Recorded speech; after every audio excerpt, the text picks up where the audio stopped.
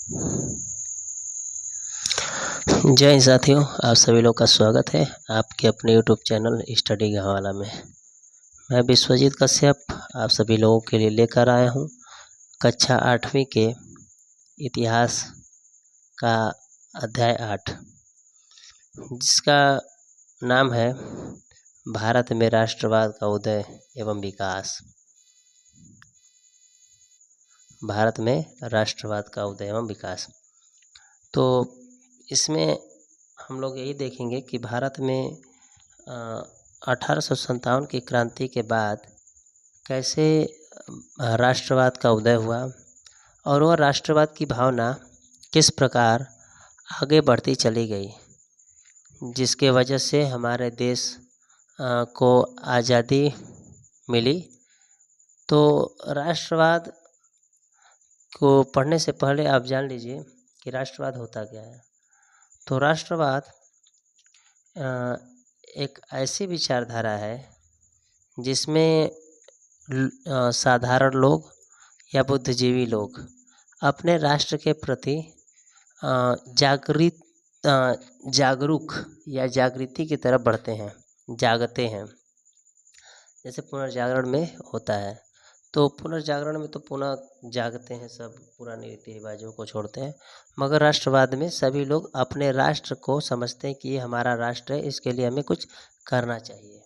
तो सभी लोग मिलकर करते हैं। तो इसी के बारे में आज हम लोग इसमें देखने वाले हैं। तो आइए शुरू करते हैं।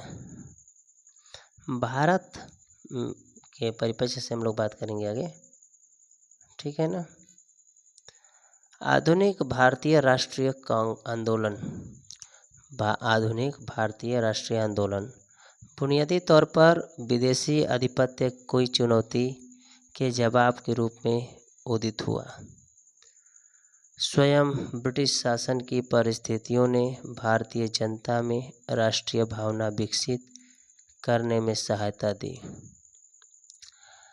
राष्ट्रीय भावना का विकास, यानी भारत में राष्ट्रीय भावना कैसे उत्पन्न हुई उसके बारे में। भारत की राजनीतिक एकता,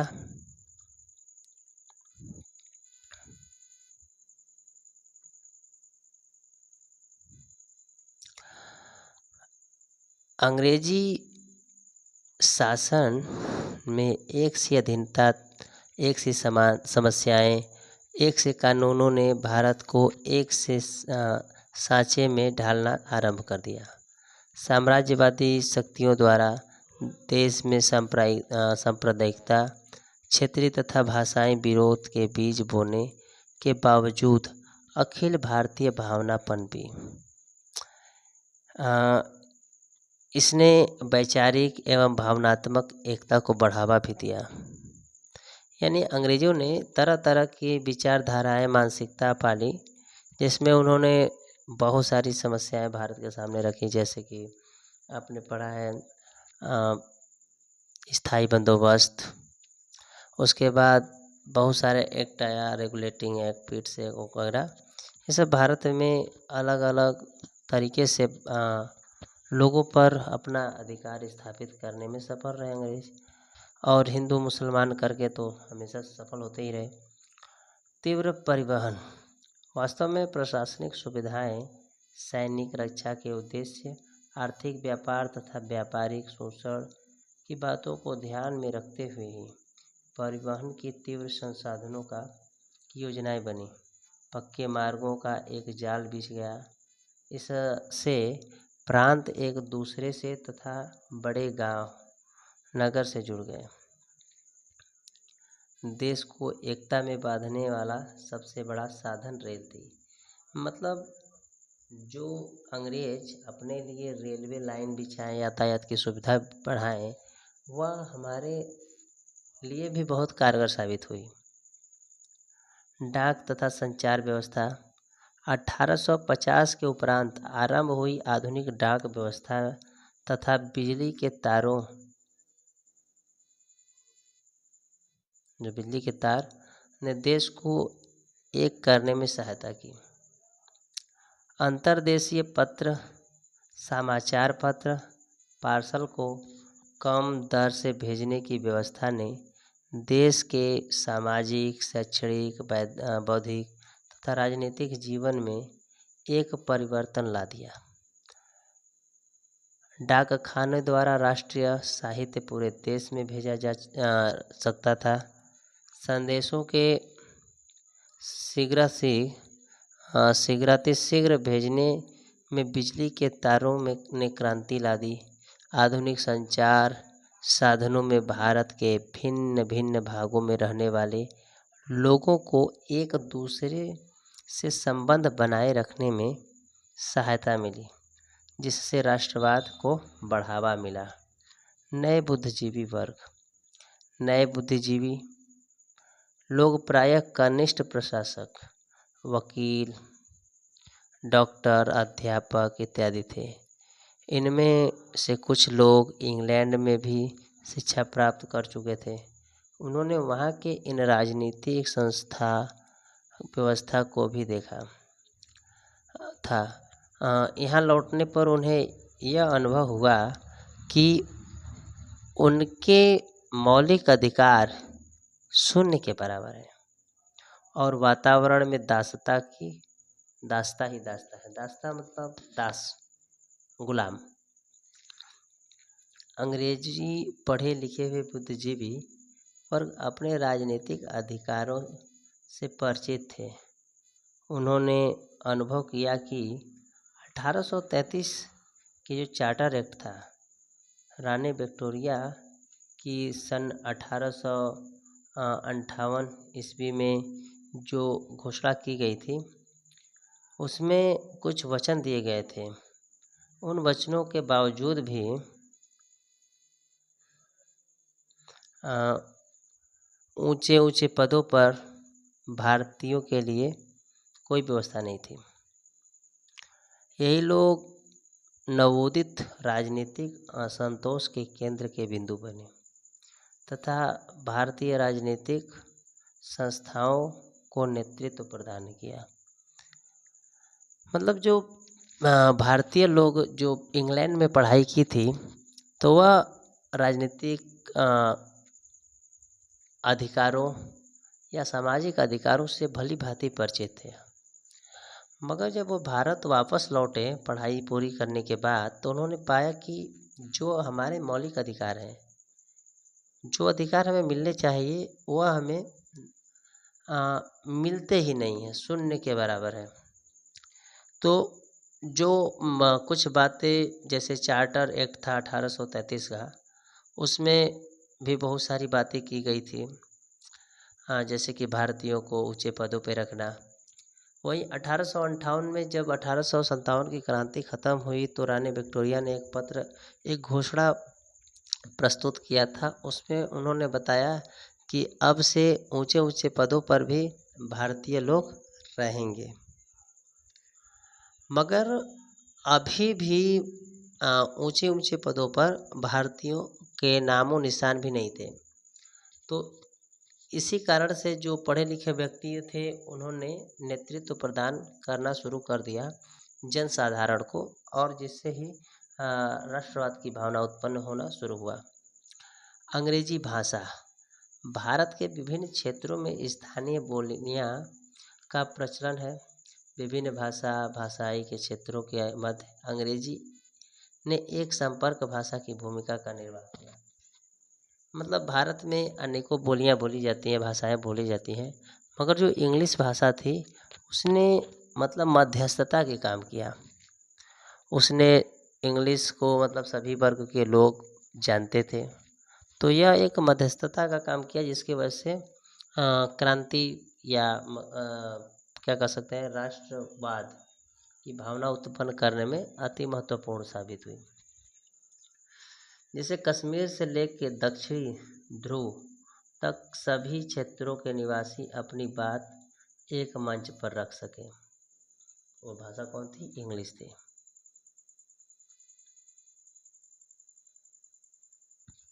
प्रेस तथा साहित्य की भूमिका।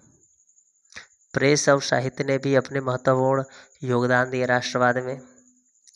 प्रेस द्वारा भारतीयों ने देशभक्ति की भावना का आधुनिक आर्थिक सामाजिक राजनीतिक विचारों का प्रचार किया तथा एक अखिल भारतीय चेतना जगाई।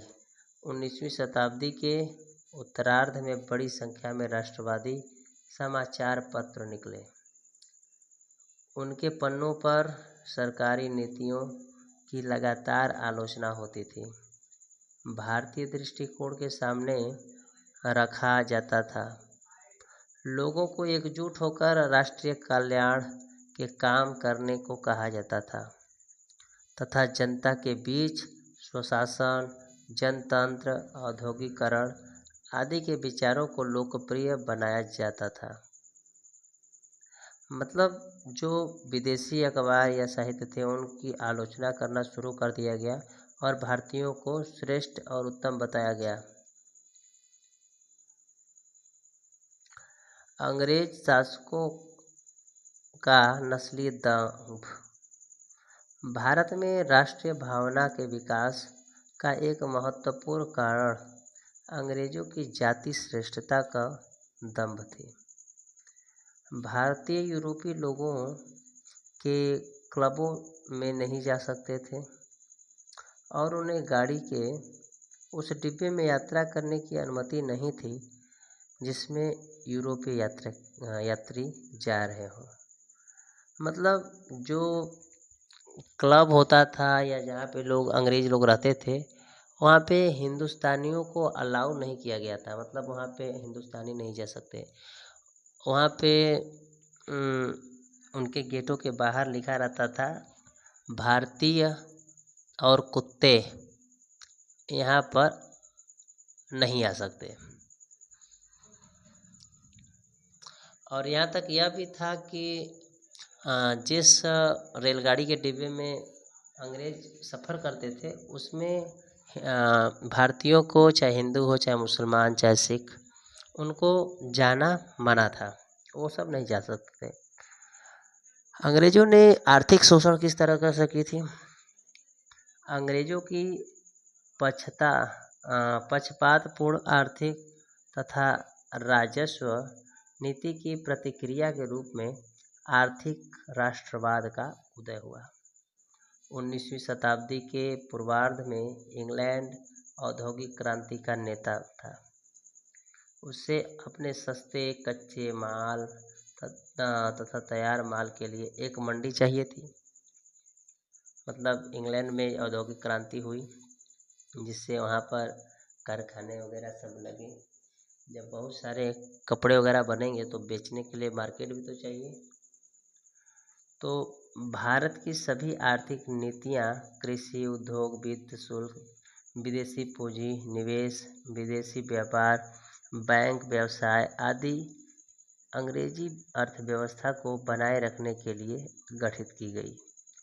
जब कभी भी भारतीय विकास तथा अंग्रेजी हितों में टकराव होता था तो बलि सदैव भारतीय हितों की होते थे।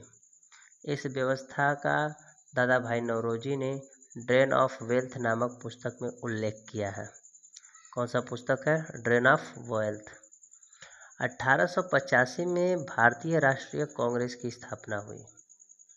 उसके बारे में देखेंगे। भारतीय राष्ट्रीय कांग्रेस ने किस प्रकार भारत में राष्ट्रवाद की भावना को बढ़ावा दिया, ठीक है, इसके बारे में। 1885 में भारत के इतिहास में एक नया युग आरंभ हुआ। उस वर्ष भारतीय राष्ट्रीय कांग्रेस के नाम से एक अखिल भारतीय राजनीतिक संस्था का जन्म हुआ। इस राष्ट्रीय कांग्रेस की निम्न मुख्य अवस्थाएं दृष्टिगोचर होती हैं। 1885 से लेकर 1919 के पहले चरण में भारतीय राष्ट्रीय कांग्रेस के ध्येय अस्पष्ट और संदिग्ध थे। मतलब जो इनका उद्देश्य था वह कोई निश्चित नहीं था। यह आंदोलन केवल शिक्षित मध्यवर्गीय बुद्धिजीवी वर्ग तक ही सीमित था, जो पाश्चात्य उदारवादी और अतिवादी विचारधारा से प्रेरणा लेता था। मतलब जो उस समय जो शुरुआत में जब कांग्रेस बनी थी तो उसमें जो लोग थे भारत के वो उदारवादी विचारधारा के लोग थे, जिसके वजह से वह कुछ हिंसक कदम नहीं उठाते थे। 1919 से लेकर 1947 के अग्रिम चरण में कांग्रेस ने पूर्ण स्वराज की प्राप्ति के लिए महात्मा गांधी के नेतृत्व में एक विशेष भारतीय ढंग अहिंसात्मक असहयोग अपनाकर आंदोलन किया। यानी 1885 से लेकर 1919 तक जो कांग्रेस थी वह चुपचाप शांत थी और उसका कोई लक्ष्य फिक्स तो नहीं था। मगर वही 1900 से 1947 के जो दूसरा चरण प्रारंभ हुआ कांग्रेस का, उसमें कांग्रेसियों ने महात्मा गांधी के नेतृत्व में, यानी महात्मा गांधी को लीडर मानकर बहुत सारे आंदोलन किए। भारतीय राष्ट्रीय कांग्रेस की स्थापना में अग्रणी भूमिका एलन एक्टोवियन ह्यूम, जैसे देखिए A.O. ह्यूम नामक अवकाश प्राप्त अधिकारी की रही। मतलब कांग्रेस की स्थापना का जीके में क्वेश्चन भी आता है या क्वेश्चन पूछता है कि कांग्रेस की स्थापना किस ब्रिटिश अधिकारी ने की, तो आप बताएंगे A.O. ह्यूम ने की।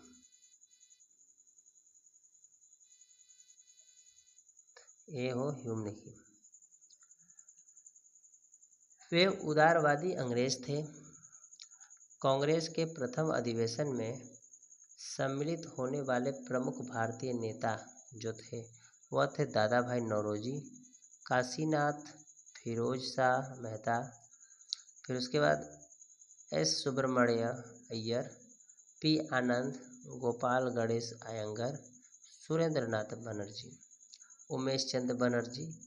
इस अधिवेशन के जो अध्यक्ष थे वह थे उमेश चंद्र बनर्जी। इस अधिवेशन के अध्यक्ष थे। कब थे? 1885 में। कांग्रेस के प्रथम अधिवेशन में घोषित उद्देश्य, क्या उद्देश्य थे उसके? तो जो प्रथम अधिवेशन हुआ था वो मुंबई में हुआ था। देश के, देखिए यहाँ पर लिखा भी है कि कांग्रेस का प्रथम अधिवेशन मुंबई 1850 ईस्वी में। देश के विभिन्न भागों में राजनीतिक व सामाजिक नेताओं को एकजुट करना, भारतीयों में राष्ट्रीय एकता की भावना विकसित करना, राजनीतिक और सार्वजनिक प्रश्नों पर अपने विचारों को अभिव्यक्त करना। कांग्रेस के अधिवेशन में देश के हर वर्ग के लोगों की समस्याओं पर चर्चा होती थी। सरकारी नीतियों की आलोचना भी होती थी। सरकार को कैसी नीतियां अपनानी चाहिए, इसके बारे में प्रस्ताव पास किए जाते थे। ये सब बातें कांग्रेस में होती थी।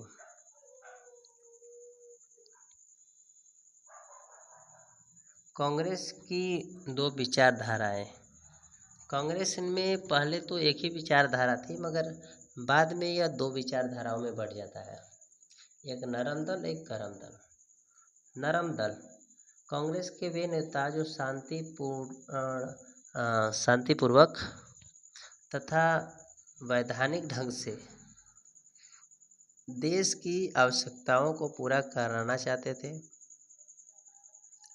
वे उदारवादी कहलाए या नरम दल के नेता कहलाए।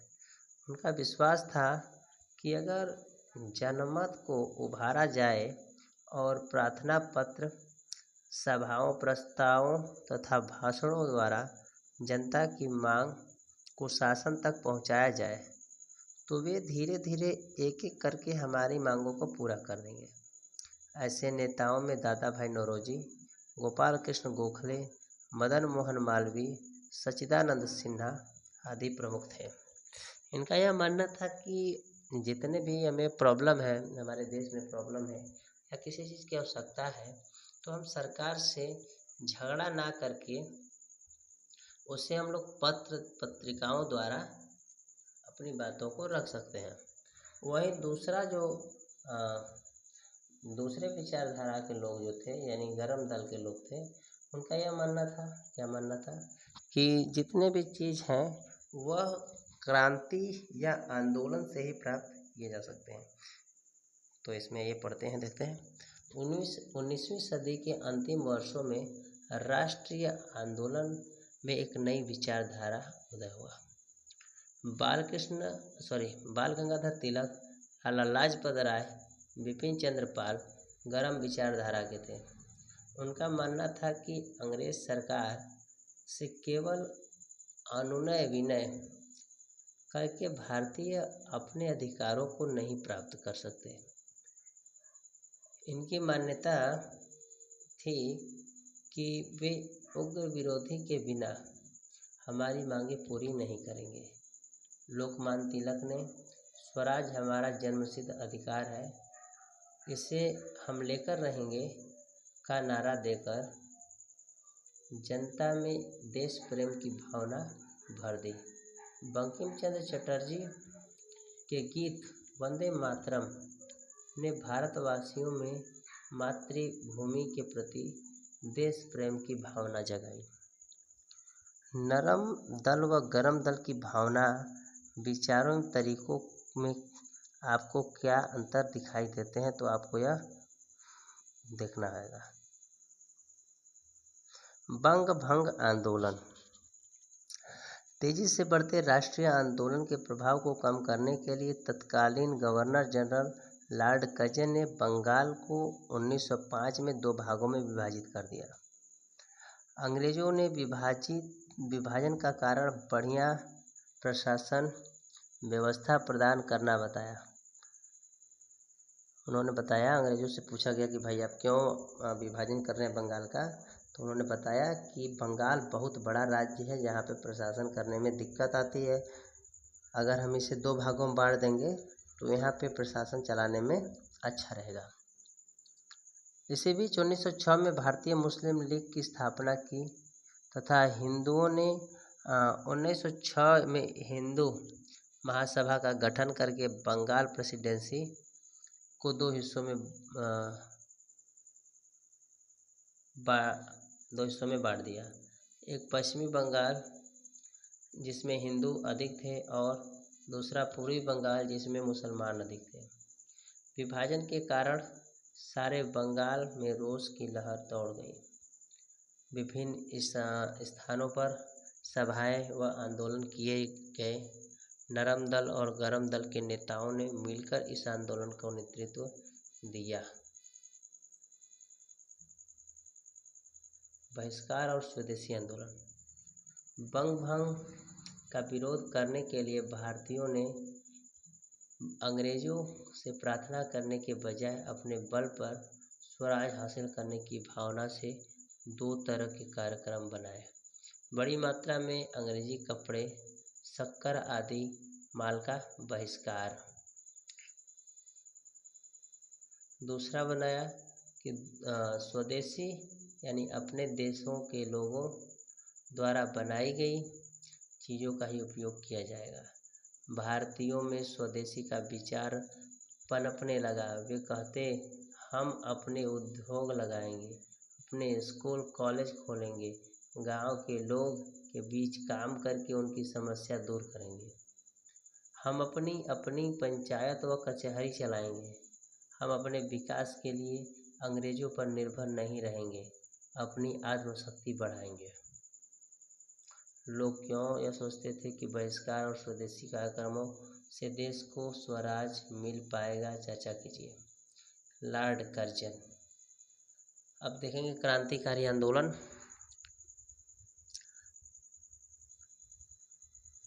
ब्रिटिश शासन द्वारा राष्ट्रीय आंदोलन के क्रूर दमन के कारण कुछ देशभक्तों ने स्वतंत्रता प्राप्ति के लिए सशस्त्र क्रांति का मार्ग अपनाया। क्रांतिकारी शीघ्र परिणाम के इच्छुक थे। बंगाल, पंजाब, महाराष्ट्र में क्रांतिकारी आंदोलन ने गति प्राप्त कर ली। इनका विश्वास था कि क्रांति से ही देश को आज़ाद कराया जा सकता है। क्रांतिकारियों ने बंगाल में अनुशीलन समिति की स्थापना की। खुदीराम बोस, प्रफुल्ल चाकी और अरविंद घोष प्रमुख क्रांतिकारी थे। महाराष्ट्र के चापेकर भाइयों की भी इस प्रकार के आंदोलन में महत्वपूर्ण भूमिका थी। इस आंदोलन को व्यापक बनाने के लिए क्रांतिकारी समाचार पत्रों का प्रकाशन भी शुरू किया। बंगाल के संध्या और युगांतर तथा महाराष्ट्र के काल प्रमुख समाचार पत्र थे। 1909 मार्ले मिंटो सुधार।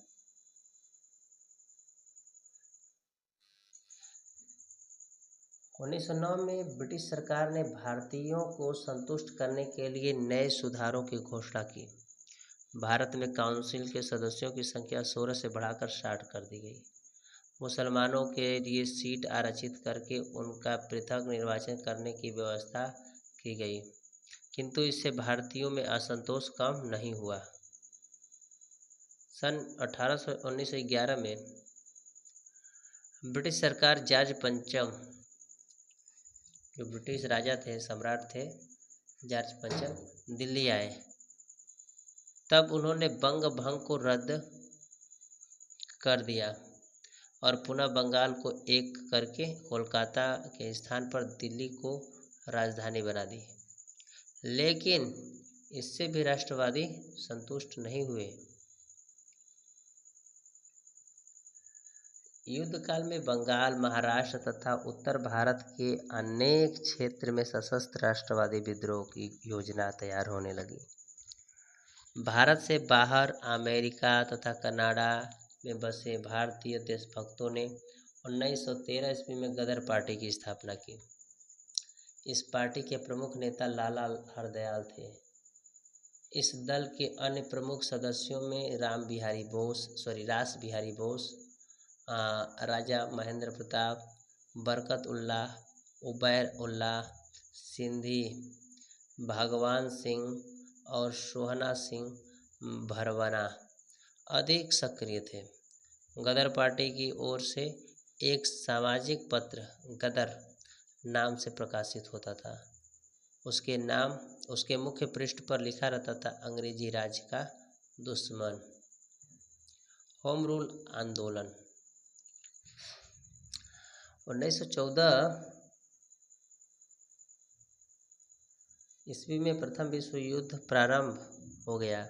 इंग्लैंड ने युद्ध में लड़ने के लिए भारतीय जनता और भारतीय साधनों का पूर्ण उपयोग किया। भारतीयों को बड़ी संख्या में सेना में भर्ती किया गया। ब्रिटिश सरकार ने करोड़ों रुपए भारत से ले जाकर युद्ध में खर्च किए।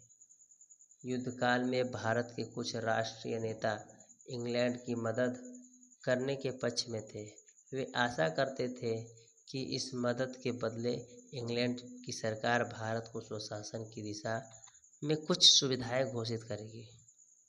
कुछ भारतीय नेता युद्ध के दौरान इंग्लैंड पर दबाव डालना चाहते थे, जिससे स्वशासन के विषय में जल्दी घोषणा कर दी जाए। ब्रिटिश सरकार ने युद्ध बंद होने के बाद कांग्रेस की मांगों को पूरा करने का आश्वासन दिया था। इसी आधार पर भारतीयों ने विश्व युद्ध में ब्रिटिश सरकार की सहायता की, किंतु युद्ध की समाप्ति के बाद अंग्रेजों ने अपने वादे से मुकर गए। 1916 आते आते कांग्रेस के दोनों नरम और गरम दलों और दूसरी ओर कांग्रेस मुस्लिम लीग में समझौता हो गया। इसी समय श्रीमती एनी बेसेंट और लोकमान्य बाल गंगाधर तिलक ने होम रूल आंदोलन प्रारंभ कर दिया। तो भारत में राष्ट्रवाद का उदय 1857 के बाद, जो 1885 में कांग्रेस की स्थापना हुई, उससे प्रारंभ हुआ। फिर आगे जाके राष्ट्रवाद की भावना बंगाल के विभाजन के साथ शुरू हुई, बंग भंग आंदोलन को लेकर। फिर होम रूलिंग हमने देखा। इन सभी कारणों से भारत में राष्ट्रवाद की भावना उत्पन्न हुई, जिसे के कारण हमें आगे चलकर आज़ादी मिल पाई। तो यह रहा आपका पूरा चैप्टर समाप्त हो गया। हाँ, थोड़ा सा और कुछ जानने की बातें हैं जिसे हम लोग जान जाते हैं। जैसे 1895 से 1905 में एक छोटे एशियाई देश जापान ने बड़े देश चीन और पश्चिमी देश रूस को युद्ध में हराया। 1995 से 1905 के बीच में जापान, जो कि आप देखे होंगे बहुत छोटा देश है, रूस और चीन दोनों को हरा दिया। तथा पश्चिमी देशों की शक्ति में एकाधिकार नहीं है, उसकी इस हार से ने गरम दल की सोच को काफ़ी प्रभावित किया। यानी जितने भी पश्चिमी देश हैं वह मतलब उनका किसी एक पर एकाधिकार नहीं स्थापित है। वो जो गरम दल के व्यक्ति थे उनके मन में यह विचार आया कि जब एक छोटा सा देश इन अंग्रेज़ों को, इन रूसियों को हरा सकता है तो हम क्यों नहीं हरा सकते। सन 1914 में प्रथम विश्व युद्ध प्रारंभ हुआ। इससे इंग्लैंड, फ्रांस, इटली, रूस, जापान देश शामिल थे। अमेरिका भी बाद में इंग्लैंड और फ्रांस के पक्ष में देशों की ओर से युद्ध में शामिल हो गया। और इसमें यह युद्ध था विश्व युद्ध दूसरा पहला 1914 से 1918 ईस्वी तक चला, जिसमें जीत हुई अमेरिका, इंग्लैंड, फ्रांस की और हारता है जापान, इटली और जर्मनी। तो आज के लिए इतना ही। यह कक्षा 8 का भारत में पुनर्जागरण भारत में राष्ट्रवाद का उदय और विकास से था संबंधित। मुझे उम्मीद है कि आप लोगों ने अच्छे से इसे समझने की कोशिश की होगी और अच्छे से पढ़ाई करिए, जिससे कि आपका कोई सा भी चैप्टर बहुत ही अच्छे से क्लियर हो जा सके, जिससे भविष्य में आप सभी को बहुत ही अच्छा मदद मिल सके। तो आज के लिए इतना ही।